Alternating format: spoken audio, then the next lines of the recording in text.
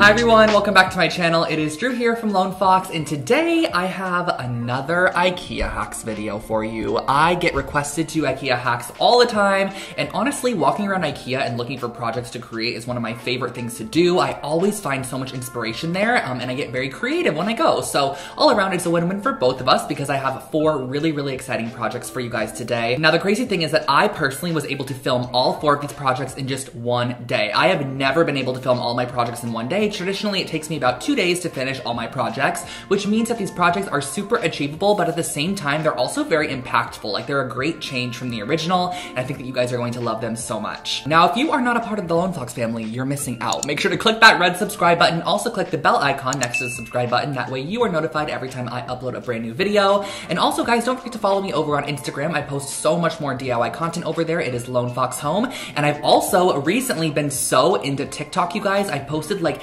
8 TikToks over the past week that is completely different content than what's here on my YouTube channel. So you guys can follow me over on TikTok as well. It is Lone Fox Home. But let's go ahead and dive on into these IKEA hacks. Our first project here is such a cute pillowcase, you guys, and I got inspo from this one right here, which I'll link below for you guys. I found this on Wayfair's website, but it was like $160 for the pillow, and I was like, we could totally recreate this with an IKEA pillowcase. So I'm using the Vigdis pillowcase by IKEA, and I'm also getting some tone-on-tone yarn. Now, you could totally adjust this. You could have this be colored, or you could have it be, you know, tone-on-tone like I'm doing, but I'm going ahead and I'm grabbing 3 strips of yarn here. These are probably about 2.5 yards each, and I'm going to be braiding these into a long section because we're going to need multiple braided sections of yarn, which we're then going to be able to use to create the design on the front of the pillow. So the design is totally optional as well. I'm going to be following a similar motif as the original pillow that I shared with you guys from Wayfair. But as you can see here, I'm just going through and doing a simple braid. I honestly don't even know how to describe how to do a braid. All you have to do is bring your right strand over the middle, your left strand over the middle, and repeat all the way down until you have your braided section.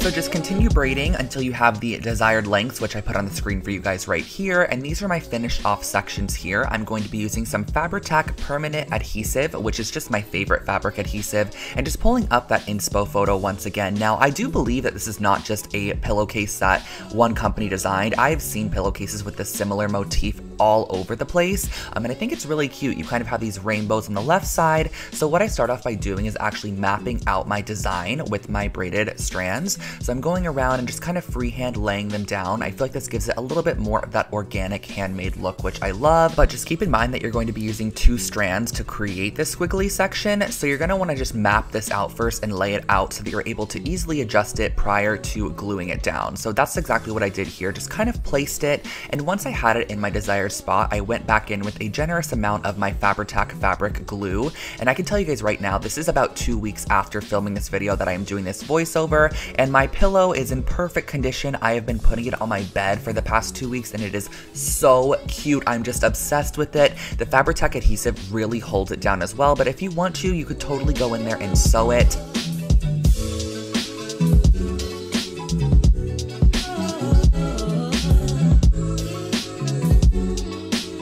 So as we're finishing up gluing down our sections, just make sure that you have a little bit of tail left on each side because we're going to be unbraiding the section up to the edge of the pillow, tying it into a knot around itself, and then that's going to be the tassel on the edge of the pillow. I just think this adds such a cute little detail, and it will only be on the left and right sides where you added these little braided sections. And once you're done, you have your brand new throw pillow.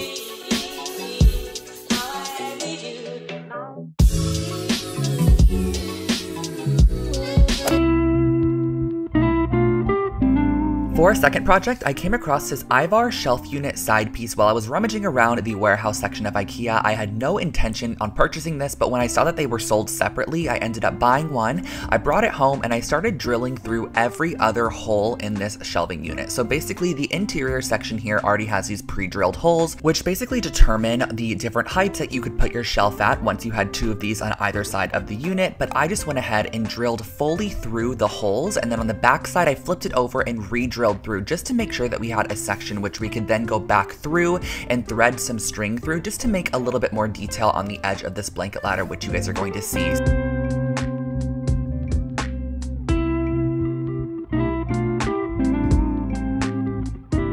Now on the very bottom there is a piece that goes across as a support, but I went ahead and cut this off because I wanted it to have more of the appearance of a ladder as opposed to having that section on the very bottom there. And then I did bring it outside and use my electric sander just to go ahead and sand down those edges, since we did have some splintered wood, which will also prepare us for our next step in the process, which is going to be staining. Now you could totally choose any color stain you want. You can go for a natural wood tone if you want to bring in some more warmth in your space, or you can go for a black like I did just because I wanted a nice contrast. And I also was originally going to be using some kind of orangey leather faux cording, but I ended up not being able to use it because I didn't have enough of it, which sucked. So I had to go through with some macrame cording in the end to fill in the blanks. Now, if I knew I was going to use a macrame cording, I probably would have opted for something a little bit more warm toned, but do not worry, I still love the way that this piece ended up turning out. So I used the classic black stain just on a foam brush, and I applied this on the entire exterior of the blanket ladder, the front and back sides, and all of the undersides as well. You're also going to want to try to get it into some of those holes and just let this dry overnight prior to going in with your macrame cording. So this is just a macrame cord here. I ended up cutting it to be 3 times the length of our blanket ladder, and I'm also going to be using a little bit of painter's tape just on the ends of our macrame cord, and this is going to almost act as a needle, which we can then go ahead and use to thread through our holes. It's just much easier than using the macrame cord itself. I just find that the painter's tape kind of allows you to grip it a bit easier and pull it through. And the actual design that you create with your cording is totally up to you as well. Now, if you could picture this with some really cute kind of like orangey leather cording, that was my original vibe, but I love the way the macrame cording ended up looking as well. And all around, this project only cost me $20 to create, and it's a very substantial large piece. Just tie a knot at the end and hang your blankets, you're good to go.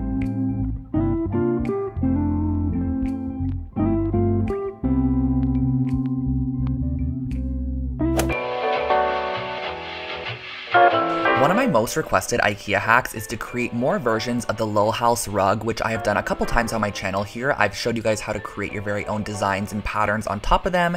So this is basically a braided jute rug, and what I started off by doing was actually cutting a 12-inch strip of painter's tape and applying it to the exact center of our rug. We're going to be working from the middle out. So once you have your middle piece stuck down, I'm actually counting 2 knots out from the edge of the tape, and I'm applying a new piece of tape. So every single revealed section that is not covered with tape will be the width of 2 knots, which you can kind of see in the video here. As you can see, everything is just 2 knots wide, and then I'm adding my painter's tape, and this is just a very, very repetitive pattern from here on out. You're going to start off with something like this, and you're just going to continue adding sections like this, making sure that you're spacing them out every 2 knots, because the 2 knot sections that are not covered in tape are actually going to be spray painted, and that's going to be what reveals our design into the end. So I work from the middle out, ensuring that I'm spacing them out pretty evenly. Now, some of the knots, because this rug is kind of organic, will require you to space them out kind of just freehand, if that makes sense. Not every single double knot is going to be the same width, so just kind of keep in mind as you're placing down your tape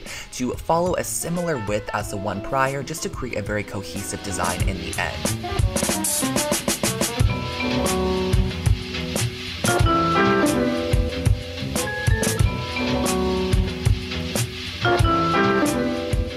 There will be a point where you're not going to be able to add any more horizontal tape sections, so just go ahead and add a couple of stripes to finish off those corners. And I brought this outside and used just a normal Rust-Oleum black spray paint. This is totally durable. I had my last rug that I spray painted like this in my closet for about 2 years, just until it started to get a little bit dingy, as rugs normally do, and it never ever chipped, or the paint never got off of it or transferred to anything at all. I think it's totally safe, and you can also go in with some form of clear coat after if you want to. I just didn't find the need to for this piece, so once you spray it and allow it to dry, this is the fun part where you get to take off the tape and reveal your pattern. And I really love how much of that natural jute really shows through on this rug. You get a lot of warmth from it, but you also get that really stark geometric design from the black lines that we ended up spray painting on there. And once you are done, you have this really fun geometric rug.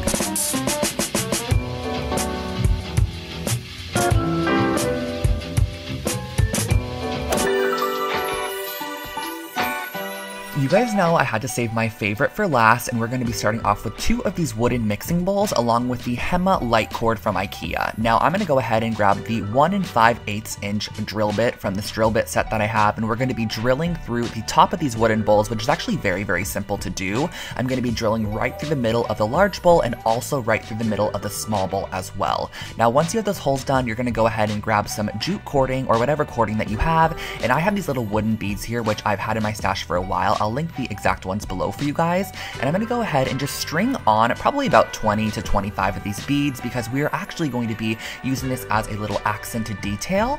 So once you have those on your strands, we're going to hot glue together our bowls in this fashion here, making sure that the holes line up so that our light cord can go through the center. And then our little beaded section is actually going to go right around the middle there, so you don't have to worry about any excess hot glue because this will totally cover it up. All you need to do is tie your cording together, cut the knot, and the knot will be hidden in the center of those large hole beads there. So this just, I think, adds such a boho cute little detail. And I also wanted to add a little bit of detail to our light cord, which I've never done before. I always just leave the light cords as is, but for this particular piece, I wanted it to kind of have that very natural kind of fiber accent that kind of just ties back to the warmth of the bowl. So I went ahead and I wrapped my cording with that jute there, and just every about 20 or 30 wraps, I suggest is adding a little bit of hot glue. Now in the end, I wasn't able to stick this through and screw it together on the opposite side, so I added a generous amount of hot glue, and I also added more to the top of the pendant than you guys can see here. And then I went ahead and just to make it look a little bit finished on the inside, I did glue on that opposite piece, which typically screws in. Add your light bulb, and that finishes off this piece.